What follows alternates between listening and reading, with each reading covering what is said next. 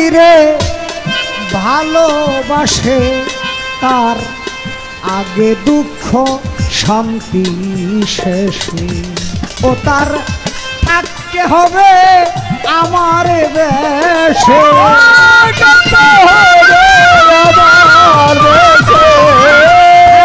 হবে আমার বেশে হালতে মুসাফিরি আমি পারে কান্ডারি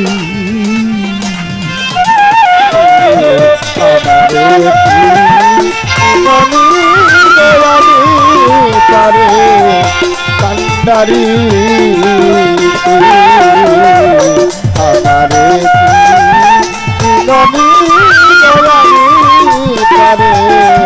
কান্ডারি একটু ছোট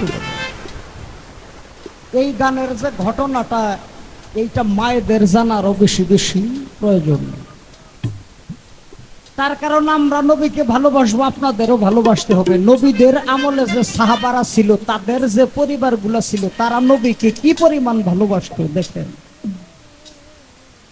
জাবের নামে নবীর একজন সাহাবা ছিল জাবের একদিন গিয়ে বলল নবী গো আপনি একজন আমার বাড়িতে আপনার চরণখানা রাখবেন নবীজি তাকে তারিখ দিলেন হে জাবের যাও তোমার বাড়িতে আমি অমুক দিন অমুক সময়ে যাব যেরকম এই যে ভক্তের বাড়ি আমার আঞ্জুসান বাজান লিটন বাজান আঞ্জুসান কি আপনার এখানে কোনোদিন আসছিল না পাফালায় নাই লিটন বাজান আঞ্জুসান কি আপনার এখানে এই বাড়িতে আসছিল না কোনোদিন পাফালায় নাই আসছে না যেই বাড়িতে একজন ভক্তের বাড়িতে যদি গুরু যায় ওই ভক্তটা জানে তার মন কতটুকু প্রফুল্ল থাকে কতটুকু আনন্দ থাকে আজকে উনি নাই এই যে ফজল চান আসছে লিটন চাঁদের ধারণা আজকে ওনার সম্মুখে ওনার আঞ্জুসানি বৈশা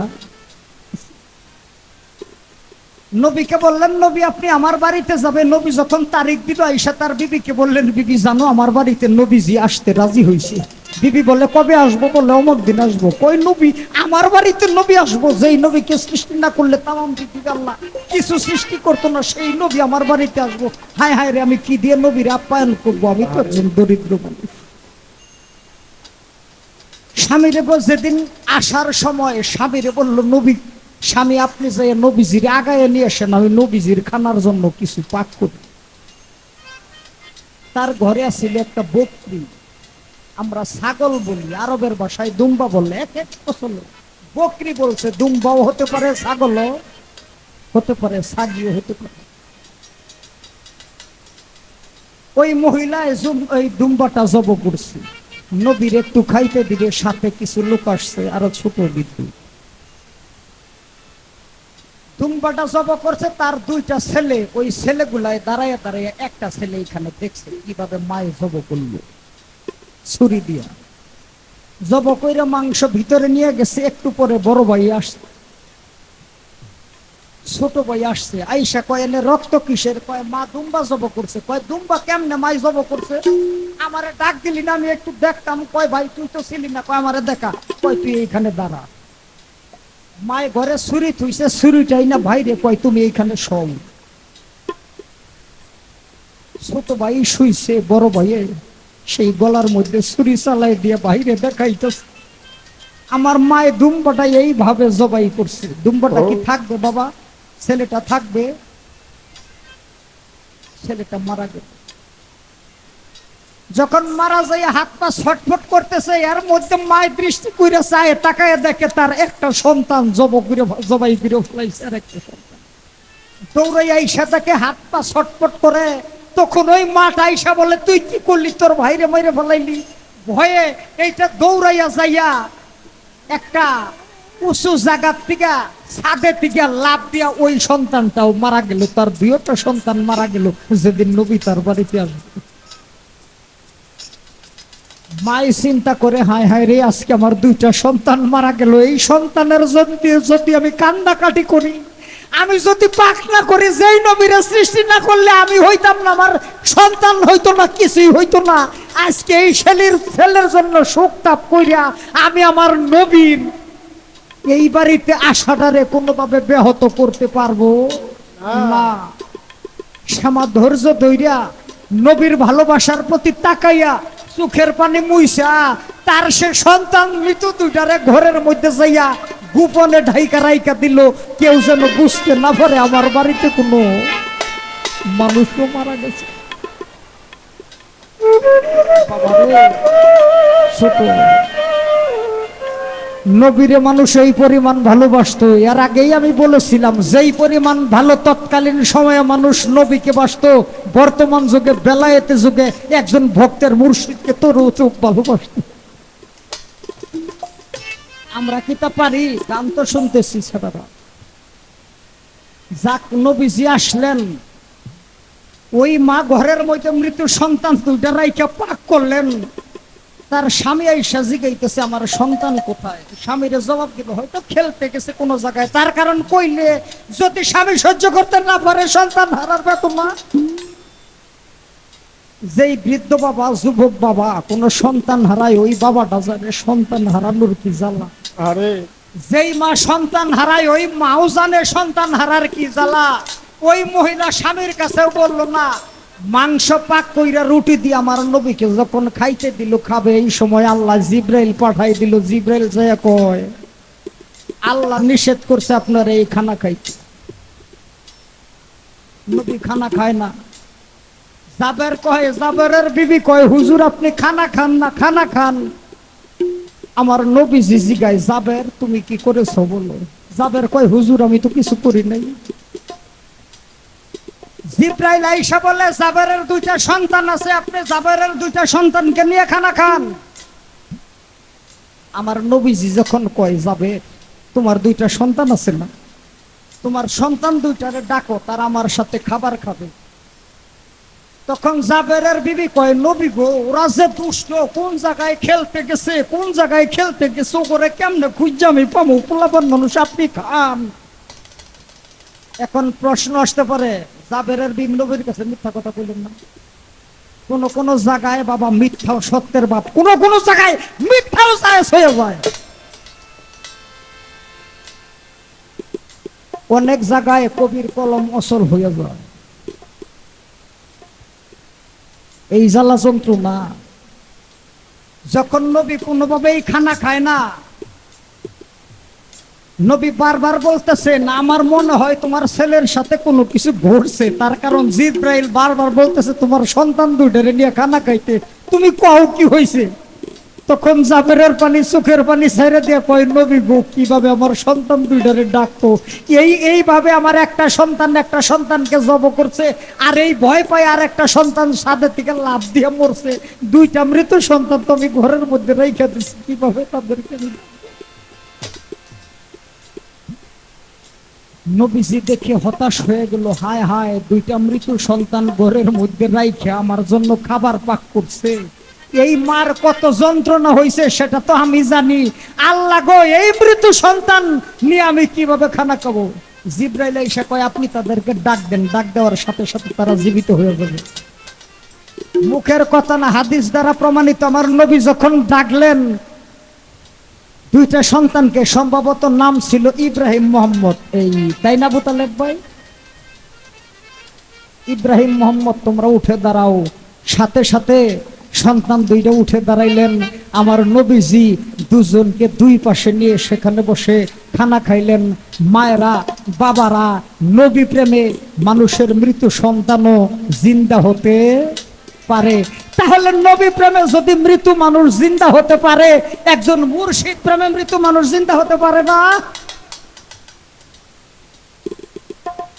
গুরুকে এভাবে ভালোবাসতে হবে। তাই তো বলেছে যে আমারে ভালোবাসে তার আগে দুঃখ শান্তি শেষে থাকতে হবে আমার বেশে।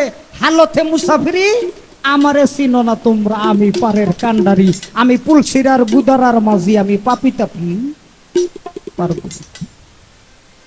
গানটা অনেক লম্বা করব না, একটা মাত্র ছোট্ট গান করতে পারবো, বেশি সময় নাই।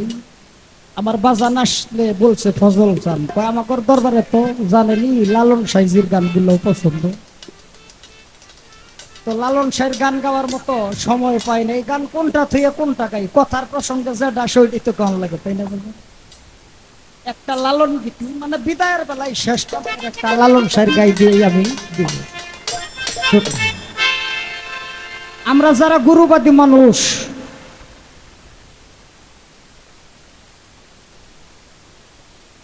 আসলে যারা আল্লাহর ওলি তারা কলি মরে না। বাকারার 154 নং আয়াতে একটা ঘোষণা আসছে, ওয়ালা তাকুল্লু লিমা ইউকতালু ফি সাবিলিল্লাহি আমওয়াত বাল আহইয়া ওয়ালাকিন লা তাশউরুন। যারা আল্লাহর রাস্তায় নিহত হয় তাদেরকে মৃত বলো না, বরং তারা জীবিত। ওয়ালাকিন লা তাশউরুন, আল্লাহ বলছে কিন্তু তোমরা তা বুঝো না। আমাদেরকে বলছে আমরা যারা সাধারণ মানুষ, আল্লাহর ওলিরা যে মরে না, আল্লাহ রাস্তায় যারা নিহত হয় তারা যে মরে না, সাধারণ মানুষ এটা বুঝতে অক্ষম। তাহলে সাধারণ যারা অসাধারণ তারা তো বুঝে যে মানুষ মরে না। আর আমার মতো যারা নাদান হান্নান সরকার, এরা যদি পৃথিবীতে এসে গুরুকুলের কোনো কর্ম সাধন ভজন না করতে পারি, তাহলে বাবা ওই মৃত্যুটা আমার অপমৃত্যু হইতে পারে। তাই তো লালন সাহের একটি কালাম এখান থেকে, কোথা রবে ভাই বন্ধু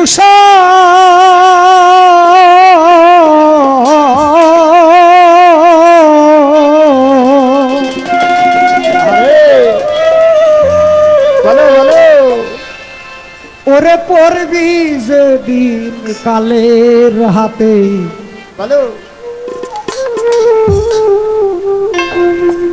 কে তোমার আর যাবে সাথে, কে তোমার আর যাবে সাথে, কে তোমার আর যাবে সাথে।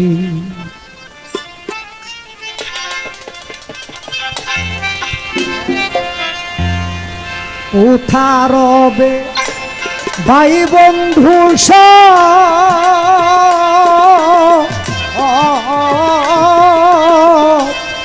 পড়বি যেদিন কালের হাতে, কে তোমার আর যাবে সাথে, কে তোমার আর যাবে সাথে, কে তোমার আর যাবে সাথে। কোথায় রবে ভাই বন্ধু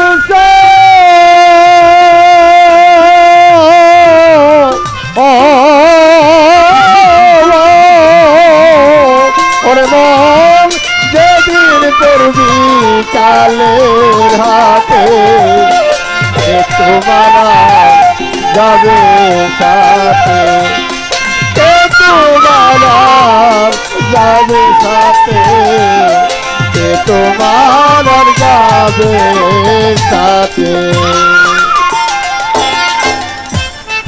নিকাশের দায় করে খারা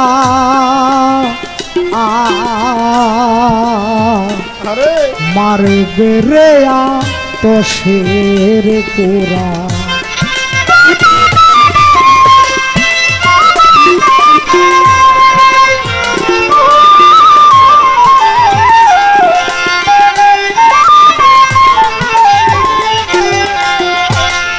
নিকাশের দায় করে খারা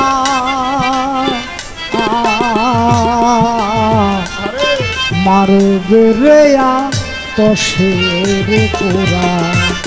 সোজা করবে বেকাতেরা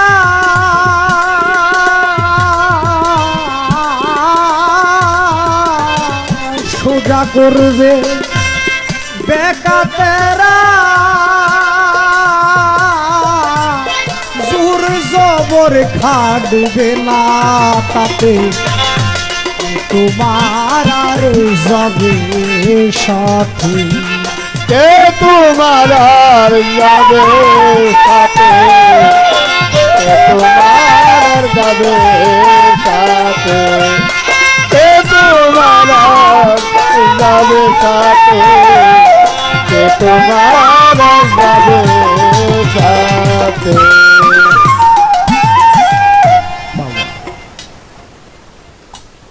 মজনু যখন লাইলি লাইলি জপতে জপতে জপতে জপতে উলমাত হয়ে গেল, আজরাইল যখন আসে মজনুর জান কবজ করবার, আসার পরে আজরাইল বলে, মজনু ডাক শুনে কয় কে? আজরাইল কয় আমি আজরাইল। মজনু কয় কেন আসছো? কয় যে আসছি আমি তোমার জান কবজ করবো, আজকে তোমার শেষ দিন। মজনু কথা শুনে হেসে দিয়ে কয়, আজরাইল তুই বড় বোকা রে, তুই ভীষণ বোকা। আজরাইল কয় কেন? মজনু কয় যদি পারিস আমার জানটা তুই খুঁজা বাইর কর, দেখ আমার ভিতরে আমার প্রাণ আছে কিনা। তার কারণ আমার জানটা অনেক আগেই আমি আমার লাইলির সুযোগ করে দিয়েছি, তুই আমার জান খুঁজা পাবি। প্রকৃত পক্ষে বাবা যারা গুরুর ভক্ত, যারা গুরুতে প্রাণ উৎসর্গ করতে পারে, যারা গুরুতে প্রাণ উৎসর্গ করিয়া দিছে, এই গুরুর কাছে গুরুর রূপ ধরা ছাড়া এই ভক্তটার জান আজরাইল নিতে পারবে না। সত্যি সত্যি আজরাইল যখন অনেক চেষ্টা করে মজনুর দেহের ভিতরে কোনো প্রাণ খুঁজে পায় না, তখন প্রার্থনা করে, হে মালিক, হে আল্লাহ, এটা কি আমি কিভাবে মজনুর জান কবজ করবো, আর জানি তো খুঁজে পাই। তখন আমার আল্লাহ কয়, আজরাইল তুমি এইভাবে মজনুর জান খুঁজা পাবো না। আজরাইল কয় আমি কি করব? তখন আল্লাহ কয় তুমি এক কাজ করো, তুমি আজরাইল লাইলির রূপ ধারণ করো। তুমি লাইলির রূপ ধারণ করো। আজরাইল যখন লাইলি রূপ ধারণ করলো, পরবর্তীতে লাইলি রূপ দেখা মজনু দেওয়ানো হইয়া যখন তারে ধরতে গেল, ওই সুযোগে মজনুর জানটা আজরাইল বাহির কইরা দিল। যারা সদা সর্বদা গুরুর কাছে প্রাণকে উৎসর্গ করতে পারে, তাই তো বলে আজরাইল তাদের জান কবজ করার আগে গুরুর রূপটা ধইরেই তাদের জান কবজ করে, তাই তো বলছিল।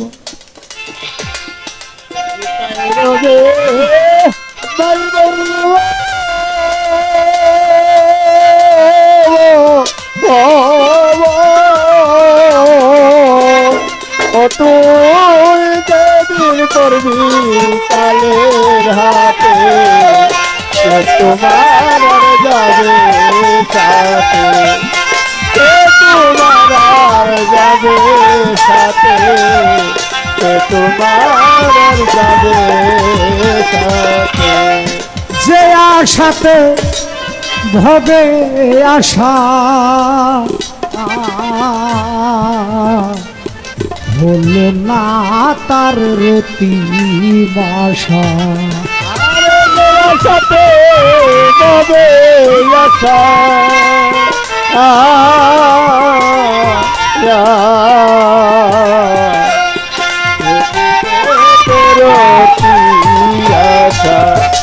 যে আশাতে ভবে আশা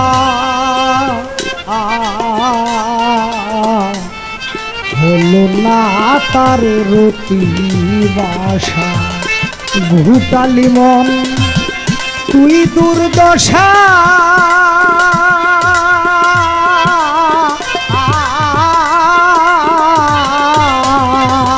ঘটালি মন তুই দুর্দশা, কুরঙ্গে কুসঙ্গে মেতে, তোমার আর যাবে সাথে, কে তোমার আর যাবে সাথে, তোমার যাবে সাথে, তোমার যাবে সাথে, তোমার যাবে সাথে। যারে ভজলে পাবি নিস্তার,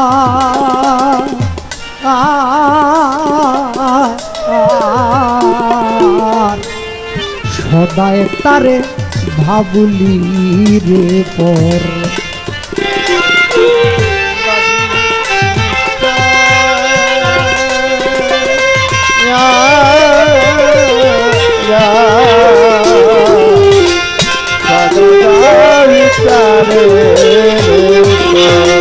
যারে ভজলে মন তুই যারে ভজলে পাবি নিস্তার।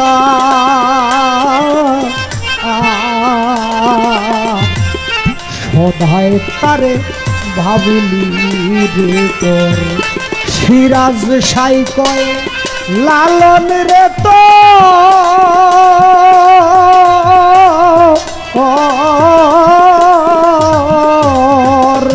সিরাজ সাই কয় লালন রে তোর গেল ভবের কুটুম দিতে তোমার আর যাবে সাথে।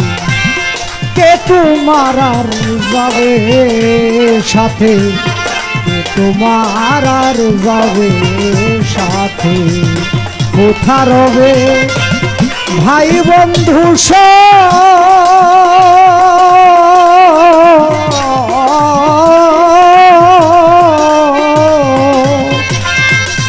পড়বি যেদিন কালের হাতে, কে তোমার আর যাবে সাথে। কাঞ্জুবাইকে তোমার নিজন ভাইকে তোমার আর যাবে সাথে, কে তোমার আর যাবে সাথে।